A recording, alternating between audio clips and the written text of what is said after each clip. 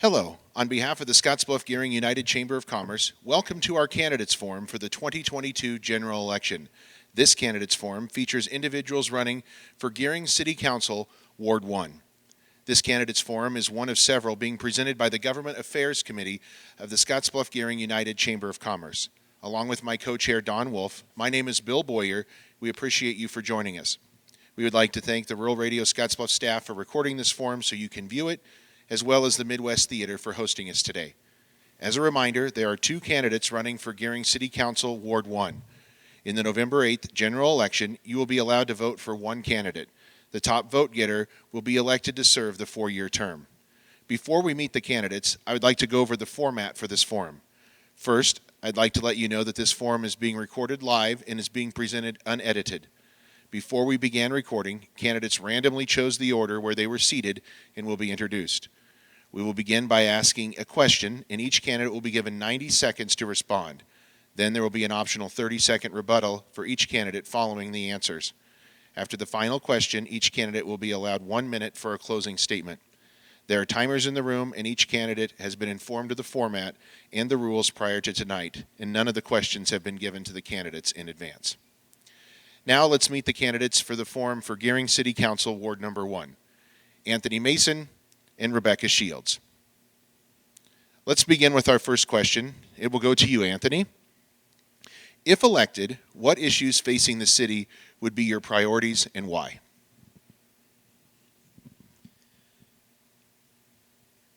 Hello, thank you for having me tonight. And my name is Anthony Mason. I am a husband and a father here in the city of Gering, and I'm the executive director of Riverside Discovery Center. And the issues I'm running on is promotion of tourism and creating a business-friendly environment for Gering without losing the identity that Gering has. I think it's a wonderful community and has a lot to offer. And I want to focus on continuing to make it a business-friendly community and create an environment for where young families can grow. I think often that we hear in the zeitgeist or the gossip mill that there's not a lot to do in the area, and I actually think that that's not true. I think we have so much to offer here, and I want to to continue to work to create that kind of environment that can attract young families. I have my own young family that's here in the city, and I want to focus on that, be it through joint marketing efforts, working with partners like Twin Cities Development and the Chamber of Commerce, the tourism, the County Tourism Committee, all these great groups that can work jointly together to create that kind of environment. Thank you. Rebecca, if re-elected, what issues facing the city would be your priorities and why? Hello, I'm Rebecca Shields. Several things I see. I'd also like to improve our business district. I think with the mall slowing down and deteriorating, I'd like to see all of our businesses open up downtown and bring more people in, a variety of businesses. And then also to grow our community, clean it up where needed, and we don't always have to have taxes to grow our city. We can see what we have and work on that with all of our different infrastructure that we have going on. And also to keep working with the schools. We've had some partnerships with them so we could continue to get students to stay in this area and get more teachers to come here also. And just to continue working with everything that the citizens want in our town. On the organizational chart for the city, the citizens are first in line, so I'm here to represent them and what they want in our community. There might be a lot of things I'm not even thinking of that they want, so I want to make sure I can express their concerns and their ideas to the council and our department heads so we can get that to move forward for everyone. Anthony, anything else you'd like to add on that question? I would just like to say that I really liked Rebecca's response in regards to the citizens. I think she's absolutely right, and the citizens are first, and that is ultimately who we're serving. And I think that that's the right attitude. So I thank her for that response, and I agree wholeheartedly with that. Rebecca, anything else on that question? Just to add on also to what Anthony said about the tourism, I've been on the Oregon Trail Days board for about 20 years and served on multiple different committees there, and it's great to see everybody that we can bring into town, not just from that event, but from other events. So it'd be great to work with the citizens and the city to just keep bringing in more and different events to bring more people to our area, because they say outside dollars are always worth more than your local dollars. Okay, Rebecca, this next question is for you.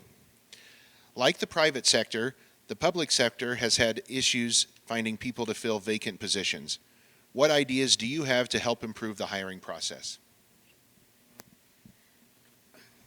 I think we need to look around and see what do other companies offer as far as benefits, vacation, 401k, pension plans, because as you go through all of our different generations, my generation might appreciate, a 401k plan, where younger generations, I think, appreciate the vacation time.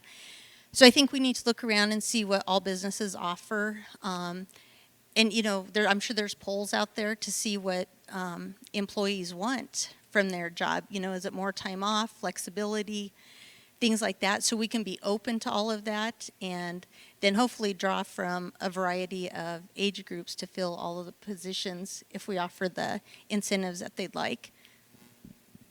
Anthony, like the private sector, the public sector has had issues finding people to fill vacant positions. What ideas do you have to help improve the hiring process?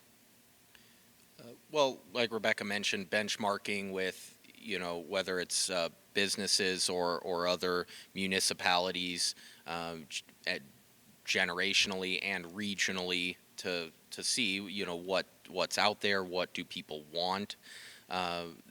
This can be conducted through surveys with the community, with surveys of other municipalities. I think this is a bit of kind of a long-term issue, and I think to try and approach it with a long-term mentality of, getting out to the high schools, even the middle schools, the colleges, and trying to have, more outreach from the public sector to explain what types of opportunities are even out there. When I was in high school, I just personally wasn't aware of a lot of the opportunities that were out there. And I don't know, somebody could have been talking about them, and maybe just because I was in high school, I wasn't hearing them. But in general, I think the more outreach that you can do, whether it's about job opportunities or tourism or any topic, the better chance we have of actually recruiting. And I know we have some high schoolers in the audience with us here tonight, and I think that's really great that they're here part of this. Rebecca, anything else you'd like to add? Yeah, I'd like to add on. I liked what Anthony talked about with the high school kids. A couple of years ago, I applied for the Youth Development Initiative program that Governor Pete Ricketts offered. Pete Ricketts knows that not every student wants to go to college, but if they can get into a trade that they like, they can almost make as much money as somebody that did go to college. So then a local internet company that I had worked for at the time, I applied for the grant and I won. And so then we went into Gering Junior High and we taught these students how our internet works, how they can program radios, do tower work, be tech installers, all kinds of different jobs, because, they don't know what's all out there, just like Anthony said. So yeah, if the city of Gering could go show, if you're a journeyman and, some of those you do need a little further licensing, but there are jobs that they can do without going to college, and they might just stay local that way then. Anthony, anything else on that one? Just that I really like this approach as well. I think we get trapped as a society in this idea that you need a 4-year degree to do something, great. And obviously there's a lot of, there's nothing wrong with getting a 4-year degree. You can do a lot with that, but there are a lot of opportunities with 2-year degrees or even high school educations and learning on the job for the public and the private sector. So yeah. Anthony, the next question is for you. With the continuing march of inflation and with the city's electrical revenue fund near the maximum of what it can contribute to general operations, what do you think the city can do to meet the rising costs while trying to maintain service levels? Great question. Thank you.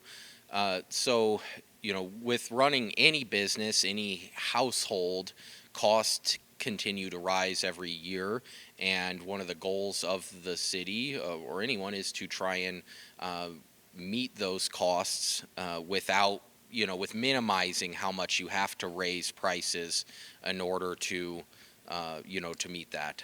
I think the city of Gering has recently entered or is in the process of entering into a partnership for more solar power, which has lower rates for you can lock in those rates for longer periods of time.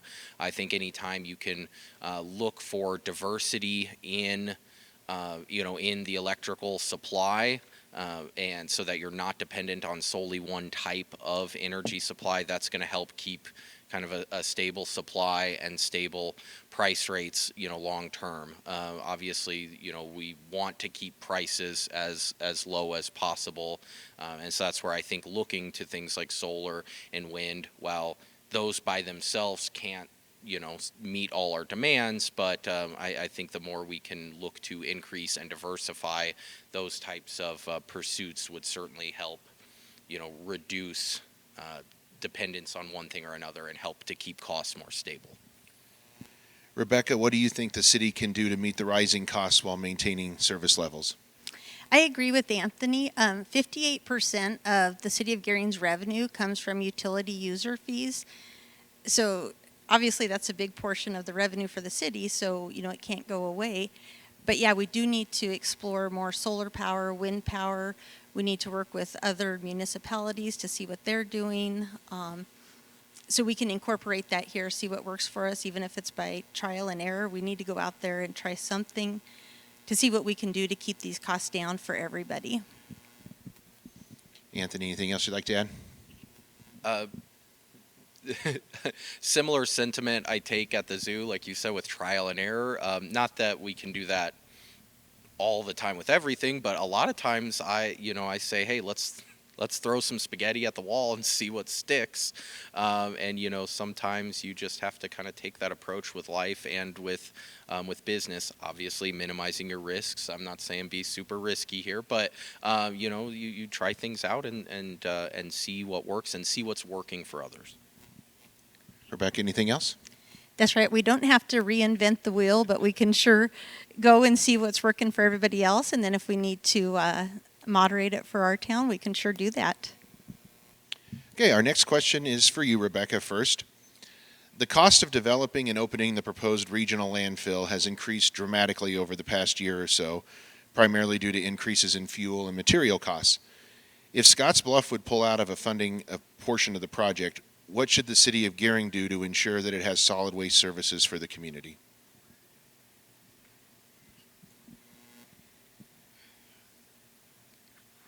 Well, when I was on city council before, we had talked about, we were working on a new landfill clear back then. That was over 7 years ago. And a lot goes into that. A lot of different rules you have to follow. So yeah, if they would pull out, we'd have to look into other communities to see if they would work with us, and then try to just go through the budget and see where we could find, if there is even any money to help with that. Anthony, if Scottsbluff would pull out of funding a portion of the regional landfill project, what should the city of Gering do to ensure it has solid waste services for the community? Regional's right there in the title, and that is the idea, is to bring in other communities, and so it would be an effort to recruit as many communities in the area as possible to come in on that process. I mean, there's other waste service providers out there, but the benefit of the regional landfill is that with Gering leading the way on it is that Gering has more control over how it's handled and how everything's processed for the citizens. And so, the more cities and municipalities that can be brought in with that, uh, you know, ultimately the stronger that net is. Anything more to add, Rebecca? Yep, and I don't know all the specifics of this, of what's going on right now. It hasn't been out in the public very much, but hopefully there are signed contracts out there to where it's not easy to pull out of this just because it would affect so many citizens. But also I think, and we have been doing a great job at this, I think we need to just keep pushing recycling. We have a lot of recycling bins throughout Gering and Scottsbluff, and Mitchell has them also. So I'd like to see more people take advantage of that, though. Like, we have a recycle dumpster. It's only $5 extra a month, and we fill up our recycle dumpster before we even fill up our garbage can. So I'd really like to have a push to have every citizen do that. And if it's something they can't afford, maybe, there's a grant we could apply for nationally or federally to try to help them get that and then have a longer life in our landfill. Anthony, anything else? Honestly, just wishing I would have brought up recycling because I love recycling, and so I think that's a great answer, and I agree wholeheartedly. Well, you get to go first on this question, Anthony, our next one. The city of Gering allows planned developments for tiny houses and now for homes constructed out of shipping containers. What other options should the city pursue to address workforce housing? Workforce housing is something I've been thinking about for a while. Obviously, the better the economy does in the area, and the better everybody's doing, that in turn helps, the zoo out as well. If we can get more people here, it ultimately helps us out. So I'm always thinking about that from a standpoint of trying to increase our attendance, trying to just better the economy. And with housing, I think an approach that we should be looking at, if we're not already, but is increasing availability, zoning of multi-family housing units where we can put, maybe like you mentioned, tiny houses or smaller houses on multiple ones on the same property. Obviously, you have to have limits to that, so you don't get too many people crammed into a small area, and But I still think there's ways we can, create zones for, where you can have 6 or 8 smaller houses kind of in the same area, maybe sharing mutual common spaces like a common backyard or common parking areas, almost like apartments, but not where they're necessarily sharing the same wall. So kind of in between like apartments and duplexes. I think that's something. And then of course it's working to try and attract developers to the area. I'm sure that's probably the biggest problem, is just getting the right developers out here and showing them why this community is such a great, community to develop in. Rebecca, the city of Gering allows planned developments for tiny houses and now for homes constructed out of shipping containers. What other options should the city pursue to address workforce housing? I think the tiny houses and shipping containers are a great idea. It's a small footprint, and then hopefully they can all be more economical with their utilities. But I think we also need to utilize what we have. So like I was talking about earlier, I'd love to see our downtown in Gering thrive again. People out walking the streets daytime, or we have restaurants at night and people are out there in the evening. So some of those buildings, do have 2 levels downtown. So maybe we need to look into them and, can we add a couple of apartments up there? And maybe, I know we have different funding, and go to those owners of those buildings and say, hey, if we help you out, could you make an apartment or do something there? So we're utilizing what we have, and then hopefully can revitalize our downtown or other areas that we do have buildings like that we could use. Anything else on workforce housing before we move to the next topic, Anthony? No, not at this time.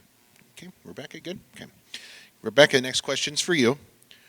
What policies would you like to see the city pursue to encourage more retail in the community? You talked a little bit about retail. What do you think the city should pursue to encourage more?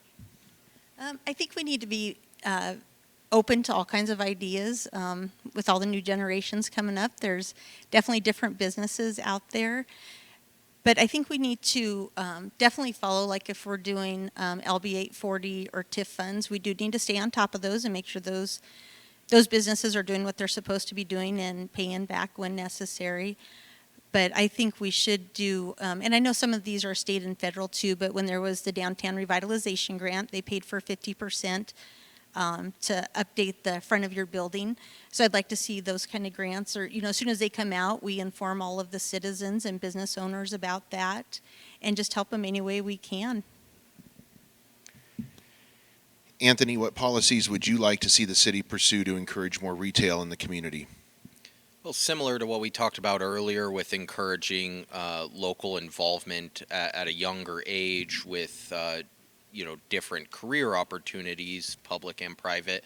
I think local entrepreneurship programs are also a benefit, and I'm sure that some do exist. But I think if we can bolster those, work with those, and trying to work to develop the next generation of entrepreneurs here in town, any way we can help them, get a start and going to where they're building a business here in town.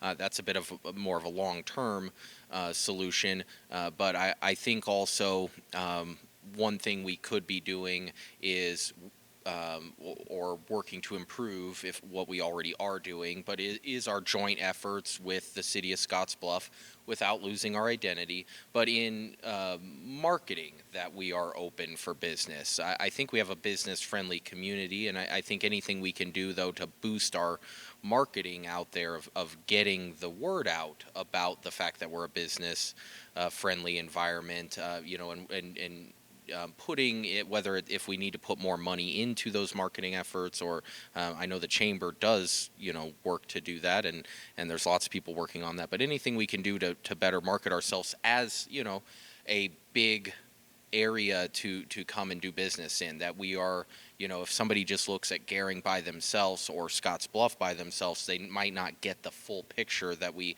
actually have quite a large population here that can support many businesses. Rebecca, anything else on retail? Yeah, the other thing, startup costs are so expensive. We used to own a business, and I know what it costs to do everything. And I think Twin Cities Development might have tried this years ago, but I like the idea of doing an incubator, where you have one big building and you rent out parts of it for all these new businesses, so they don't have a big startup. They have their little office in there. They can start, over a year of time, see what they can do, and then that way they can save money or see if their business is going to be successful, and then they can expand from there. So I think if we did some kind of an incubator startup, that would help a lot. Anthony, anything else on retail? I just want to emphasize again that I think this is a great community for it, and I think just spreading the word and getting the word out there that it is, and reaching those people so they can get here. And also, I think the incubator idea is great too. Okay, Anthony, next question's for you.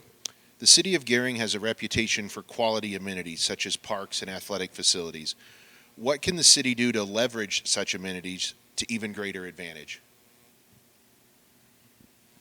I know there's the downtown Gering Merchants Association working to use, they used the new downtown park this past summer for an event to attract, it had a lot of businesses involved to attract people down there, and show off that area and try and get people visiting the downtown businesses.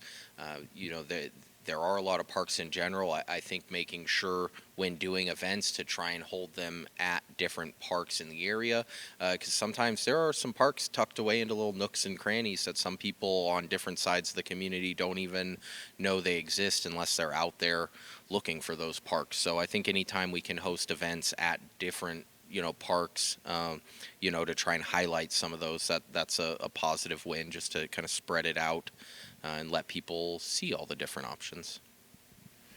Rebecca, what can the city of Gering do to leverage their parks and athletic facilities to even greater advantage? I think one of the best things we did was get the Pioneer Fields going. We hosted a Pioneer player this last year. He happened to be from Colorado Springs, so his family came up most weekends that they could, but every weekend they were here. They stayed in a hotel room. So they rented 2 hotel rooms. They were out at all of our restaurants, and I know a lot of those players were from faraway states, but there was a lot pretty close. So we had a lot of people come into town, so that helped our economy there. So yeah, just like Anthony was saying, we need to come up with different events. So like, Oregon Trail Days, we utilized the parks for our craft show, the horseshoe tournament, mud volleyball, the carnival. But I think if we just keep on top of having more events, and that's one thing, if I was back on city council again, I'd like to work with Amy Seiler in the Parks and Rec Department, where the city was hosting some of their own events to bring in people and to utilize our different parks that we have. Kind of like Anthony said, we do have several out there that a lot of people might not even realize that we have. So I think if we just keep bringing in different events, we made the baseball field, they improved that over there. And I know they host a lot of tournaments and bring in a lot of people. And now with the new softball fields. So I think we just need to keep expanding, one field, one sport at a time, and work with our community and see what they want. Because we have a lot of families that travel out of town for all kinds of sporting events and some academic events. So I think we should bring more of that here. Anthony, anything else on parks or athletic facilities? Well said on the athletic facilities. I didn't really touch on that. I know we've got the boys and girls state golf here in the area tomorrow, I believe that starts, and I think the county tourism has done a wonderful job, and the Carla over at the city of Gering tourism has done a great job of attracting those sporting events, attracting those athletic events here in the community, and I think that we can continue to improve that and bring those in. They, definitely are beneficial in so many ways for the local economy. Rebecca, anything else? We just need to stay up with all of the new sporting events out there with the disc golf and cornhole's a new one. So we're going to try to add those events to Oregon Trail Days. So I think that's the best thing we can do. Just keep working with the citizens and all the new events. Be willing to work with them and host those events. Okay, Rebecca, last question before closing statements for you. If elected at the end of your 4-year term, how would you define success?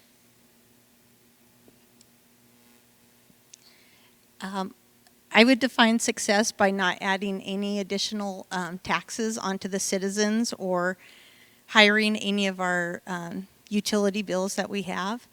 But then also to make sure we have a good budget, not just for the current time, but for 5 years out, 10 years out, 15 years out, and make sure we are watching all of our infrastructure, every street, every sewer system.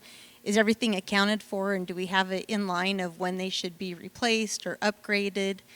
And then also to stay up on our tourism, and then to keep growing our downtown, and then just to make a community that people do want to move to and stay in by working with our school system and everything that we have.